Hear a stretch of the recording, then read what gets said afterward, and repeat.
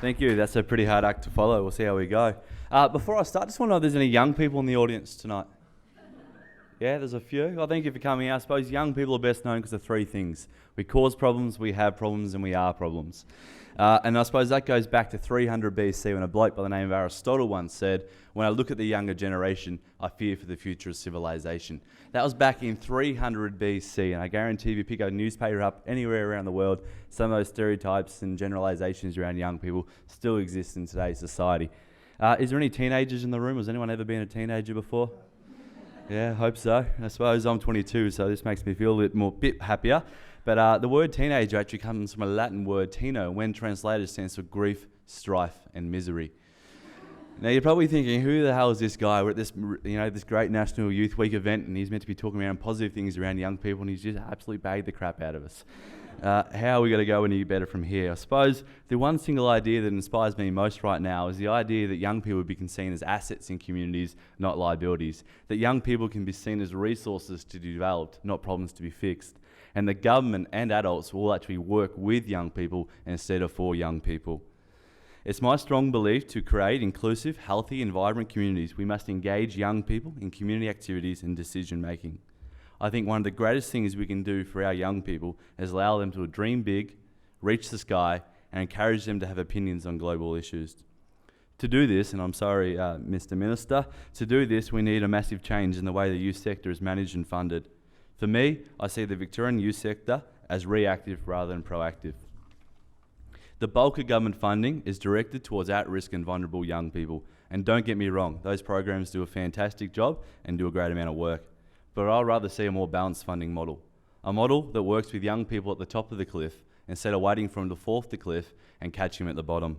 We need to integrate young people. Gone are the days of employing long-hair hippie youth workers who are all about getting down to the young people's level. Let's set the bar high and give young people something to inspire to. In Bendigo, we currently have 1 in 5, I'll say that again, 1 in 5 15-year-olds who aren't earning or learning. So that means not engaged in any form of education or any form of work. How can this exist in a country like Australia, a developed country in 2012? Somewhere the system isn't working and we need to change it. One of the greatest things we can teach young people is confidence. To allow them to stand up to express their views, to allow them to have the confidence to follow their dreams, to teach them it's okay to make mistakes as long as we learn from them. It could be having the confidence to write a letter to the local paper, or break away from the norm and doing something differently. Or it even could have the confidence to ask that cute girl out on a date. Confidence is the greatest asset we can give any individual. We also need inspiring politicians rather than negative, egotistic PR machines. We need politicians that care and carry that can share and carry the passion and enthusiasm of young people. We need policies that consider the future impacts of the next generations. We need more young people to play a hands-on role in all levels of government. It's funny, when I got elected in local government in Bendigo, I was 19, and now I'm 22. The average age on our council in Bendigo is nearly 60 still, and that's with me on it. So I really think we've got a long way to go around trying to engage young people in the decision-making process. We need to create education systems that are allowing different learning, that caters for different learning styles. I was never the best student. I learned by doing real-life things. So for me, going to school was like playing a game of Monopoly. I couldn't relate to the real world. I couldn't see any benefit in it. I could not understand why the hell I had to learn algebra. I suppose I've had a crack at uni a few times. Didn't survive too well and didn't go very well at all, but I did come out with a Masters in O Week at the end of it. I believe one of the best learning resources we have is right in front of us. It's the real world. Throw away the textbooks, get out of the classrooms, and we should be encouraging students to learn through business, through travel, and through real life experiences. We start to think a little bit different, and don't become afraid of trying new things when we work with young people. I assure you, we will create a society in which we're very proud of. I suppose another big part of my job is, on the community development level and working with communities.